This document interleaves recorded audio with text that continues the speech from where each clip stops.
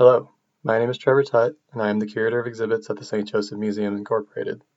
Welcome to this Local History Week presentation on creating your own at-home exhibits. I hope you find the subject informative and discover some new and interesting ways to display and protect your family heirlooms. There are two primary functions of a museum. The first function is to protect artifacts. That means storing them in safe environments that are climate controlled, low light, to make sure that those artifacts aren't damaged and that they last as long as possible. The second function of the museum feeds into the first, and that is to display artifacts in interesting ways to draw visitors and raise funds to then pay for the climate control and protection of the artifacts. So we use exhibits to utilize the collection, put them on display, present them to the public in order to tell a narrative, educate the public of history, of our mission statement. And so that's what we use exhibits for. So you may be asking yourself, why this presentation? Why would I, as a curator, be teaching you how to use your artifacts in your own home rather than donating them to a museum? The harsh reality often is that museums are low on space, low on funding, cannot provide that protection sometimes to those artifacts. And a lot of the times, the artifacts don't fit our mission statement. So even if you donate them, they'll likely be stored away in storage where they can be protected, which is probably what most donors want, is to make sure their artifacts are preserved and protected. But then they don't really serve the purpose of the museum. They end up just sitting in storage for their entire lifespan. And so the use of exhibits, basing it on our mission statement, helps us decide what artifacts we keep and which ones we are capable of displaying. Most people donate things with the expectation that they're going to be displayed, and they most likely will. But the main issue is that these artifacts probably mean more to you and your family than they will to the overall narrative that a museum will present. So that's what I hope to talk about today, and hopefully give you some interesting ideas of how to make some fun, interactive exhibits in your own home to serve that purpose. The story that I most often enjoy sharing to illustrate this point is a personal one. My paternal family, the Tutts, can be traced back to the Revolutionary War. We had been in the colonies since before the Revolution, and so we have a long lineage here in the Americas. However, my great-great-grandfather was kind of a drifter. He was the youngest son of a third marriage, so his story often gets kind of lost in the overall narrative of the family. But what we do know about him is that he was living in Illinois, and he hopped a train all the way from Illinois to Dawn, Missouri, where he hopped off. It's a small farming town, still there today. Most of my family is still there as well. The only thing that he brought with him on that trek was a set of cobbler's tools. So he used these tools whenever he first arrived in Missouri to build up enough money to purchase a farm where my family grew.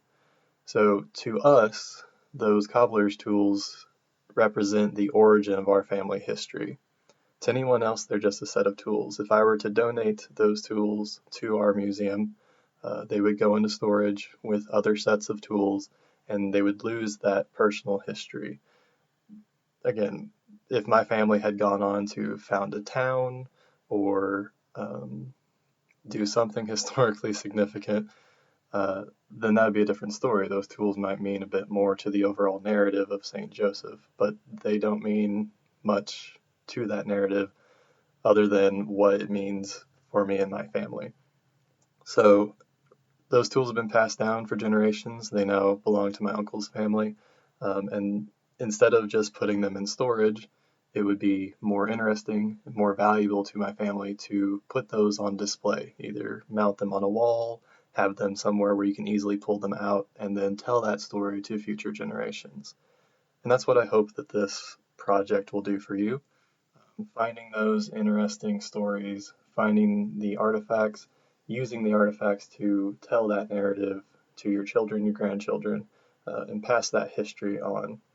That's the main purpose of an exhibit, is to utilize artifacts to tell a story. Usually, an artifact is an artifact. It's an object. It was created for a purpose. It served that purpose, but it means more to tell the story around what that object would have experienced, what that object meant to you or your family.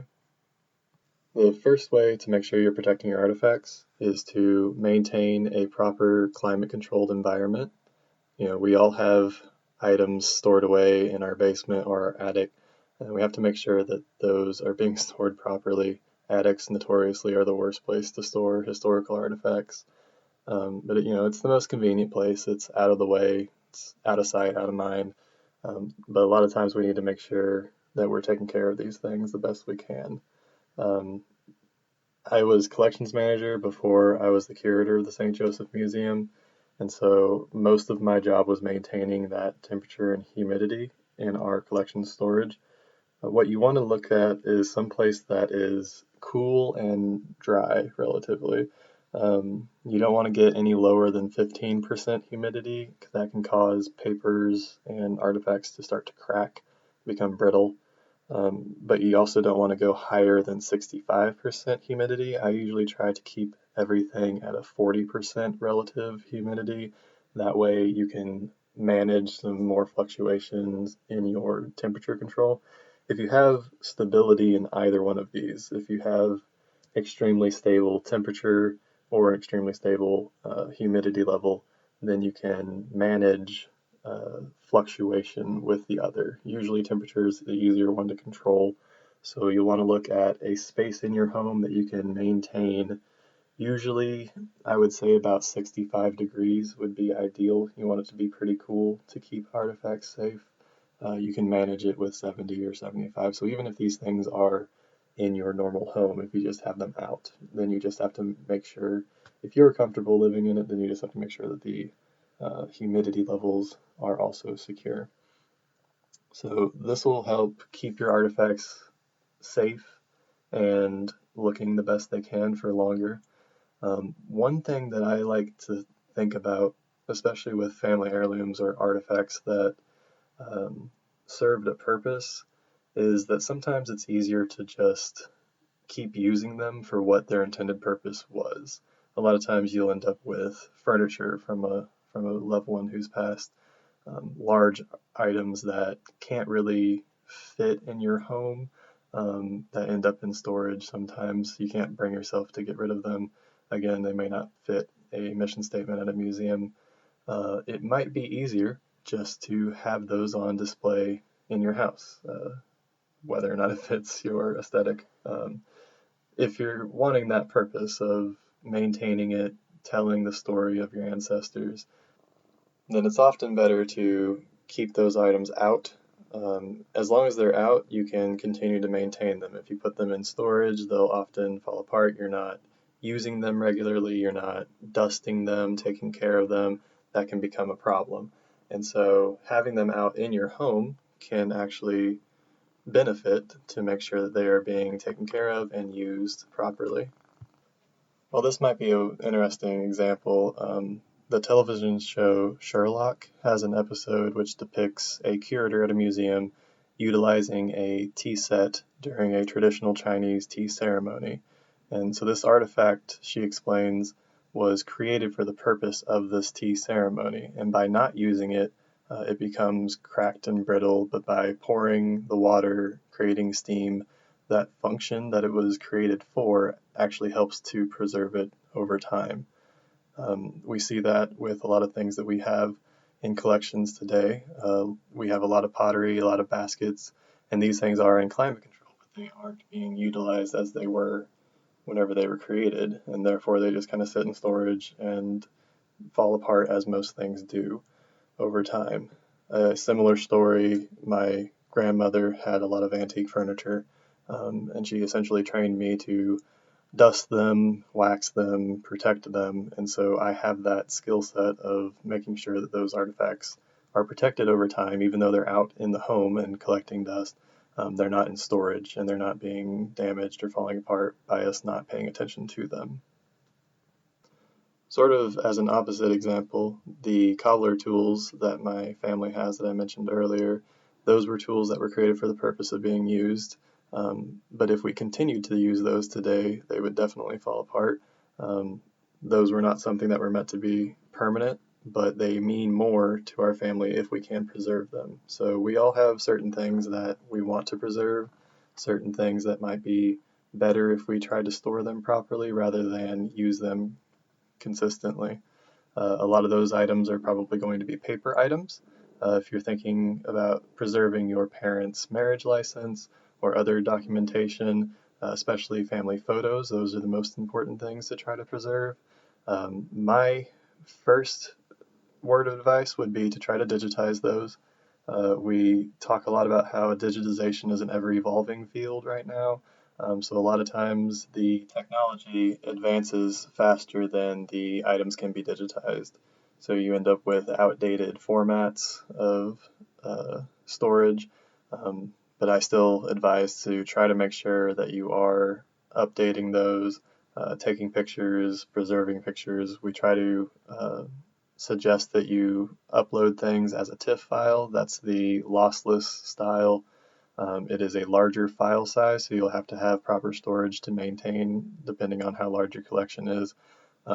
But if you open a JPEG or any other style of file format, eventually you will lose pixels and that image will deteriorate digitally as it would physically as well. So when we're talking about photographs, usually a lot of people had scrapbooks, a lot of people have photo albums, and so those photos can be damaged due to the adhesive that was utilized to put them in whatever they're in the scrapbook or in the photo album. So you'll want to make sure to remove those. Any sort of adhesive, especially prior to modern day, is going to damage a photograph. It'll bleed through, it'll unite the two and cause rippage, it'll cause bleeding, it will damage the artifact over time. So it's best if you can to remove those photographs.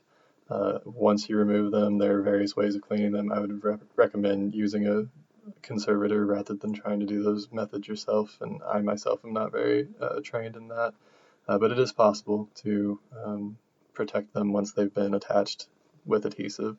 So if you don't have anything in a scrapbook, even better, to make sure to maintain that, make sure not to use adhesive on it.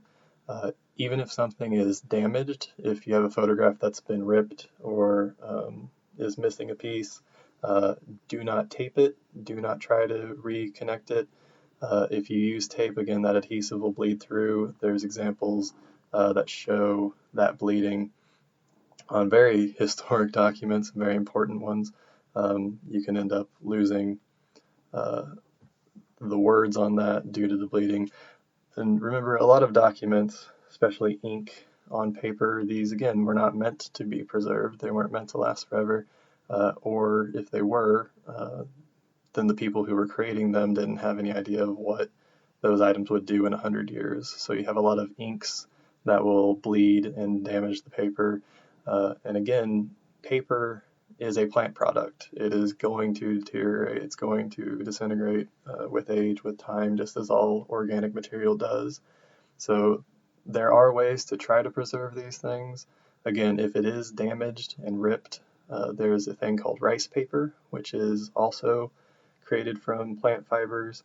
They're finely meshed together, and by placing them over the damage and using a solvent to dissolve it, it essentially combines those plant fibers together to create a more natural seam between the damaged material and the paper that you're using to preserve it. So that can be beneficial. Again, check with trained professionals before trying it yourself. But if you have an artifact that is not in need of repair, if you have something that's just out and loose and you want to preserve it for as long as possible, it's best to use polyester sleeves. This is a type of plastic that you can put things in and it won't create the off gases. It won't damage the artifact as other plastics do. Never laminate an artifact. Back in the 70s and 80s, there was a rush to try to preserve things, and so people laminated stuff really quickly. Again, to block out the outside air, to block out that relative humidity, it was thought that by sandwiching it between a laminate would preserve it, and that's, makes sense. But as we have watched those items deteriorate over time, it actually does damage the artifact. Laminating it fuses the paper to the actual plastic, so the polyester sleeves help to prevent that fusion. So the paper artifact remains preserved within the sleeve. If you don't have access to that kind of thing, I recommend just certain types of tissue paper can be used to separate artifacts, especially if you're looking at like an antique book. A lot of people have family Bibles, and these can have photographs in them of the family. And so using tissue paper to create a barrier between certain pages, especially if there's a photograph touching normal paper, sometimes that process will cause a bleed from the photograph to the paper. You have a lot of old photographs that have the sort of trifold cardboard to help support it and protect it. Again, it creates a covering over the top, so you're not going to get light damage, but the just age and process of the photograph will eventually bleed onto that cardboard. So if you can put tissue paper between it, again, specific type of acid-free tissue paper, then that'll benefit it. Again, if you have a book, storing it flat rather than upright will help. A lot of people, we have bookshelves, we store books standing up. That actually puts a lot of strain on the book and the pages and the spines, and so by setting them flat, it may not look as aesthetically pleasing, but it will protect them longer. And with all these things, if you have a lot of paperwork, you can use acid-free folders to store them, especially if they are one unit. You'll want to keep them together, again, using tissue to separate. If they have metal bindings such as staples or pins that hold them together, even paper clips, get rid of those as quickly as possible. They will rust, they will bleed, they will damage your artifact. So separate out each piece, put it in a folder, acid-free folder, and then store that acid-free folder in an acid-free box and lay it flat, and you're pretty much good to go. That can be stored, again, in a climate-controlled area and hopefully be preserved for years to come. Now, if you want to actually display those things, as per the purpose of this presentation, there are various ways to display paper artifacts. Usually you're looking at framing them. Remember that frames as well need to be archival quality. You can use those acid-free folders, acid-free mountings to sandwich the artifact. Again, you do not want to adhere it to anything. You don't want to tape it to a piece of cardboard and then put that in a frame because you're going to damage the artifact. So I mostly advise making a digital copy of the artifact. I don't tend to put actual artifacts on display for fear of them being damaged by being out. So it's almost better to photograph it, print it out, make a high quality copy of it, frame the copy, and then keep your actual artifact in storage where it can be safe. That way you still have it on display and you can talk about it, and you also have an extra copy of it should anything happen to the original, but the original is being taken care of as best as possible. If you absolutely have to put the artifact on display, then use acid-free matting to sandwich it between the matting. Make sure it does not touch the glass, because even if that glass has been treated, you can see bleeding from the artifact to the glass. Again, changes in temperature, humidity can create those damaging effects. They can cause the items to fuse. So you want to use acid-free buffer to protect that. When looking at glass for a frame, you want to make sure it has UV protection on it. That'll prevent the sun rays or any sort of light from damaging the artifact, causing it to fade. That's mostly how to take care of archival pieces and how to display them properly. Again, most paperwork we're not going to have on display anyway, other than being framed or hung on a wall somehow. With other items, as I mentioned before, if the item had a purpose, it might be better just to continue to use it for that purpose. If you have non-decorative glassware or furniture, it might mean something more to the family, but it might just be fine to use it properly. If you have decorative glassware, china and those types of things, there's various ways to protect those as well. Talking specifically about china, there's cabinets that, again, you want to have a glass front cabinet to protect it as much as possible. There are certain types of shelves that have actual grooves in them for plates, so you can actually display the item upright. That way people can see it. Otherwise, you're just, again, storing them. And it's better with those types of decorative plates to put that tissue paper between it. That way you're not, the general vibration of your home, everyday life, is going to cause those to move around. So if you have to stack them, then they're going to rub against one another and you can end up damaging that face. So again, putting some sort of protective layer between the two can help. And if you want them to actually be displayed, there's various stands that can help lift them, keep them protected. Again, I would recommend using some sort of barrier between. If you have like a metal stand, that vibration is going to damage and shift the plate. So using something like ethafoam or tissue paper in general just to create a little buffer. Those things can be cut to size relatively easily to kind of hide them. That's what we do at the museum as much as possible to protect the artifact from touching the actual stand, but small enough that you don't recognize that it's there. So there's other ways of hanging things, mounting things. Even if you just have shelves that are on the wall, again, those grooves can help with plates and stuff like that, but you can have shelves that are just hanging on the wall. You can put stuff up high, that way you don't have to worry about children knocking them over, grabbing them, anybody bumping into them.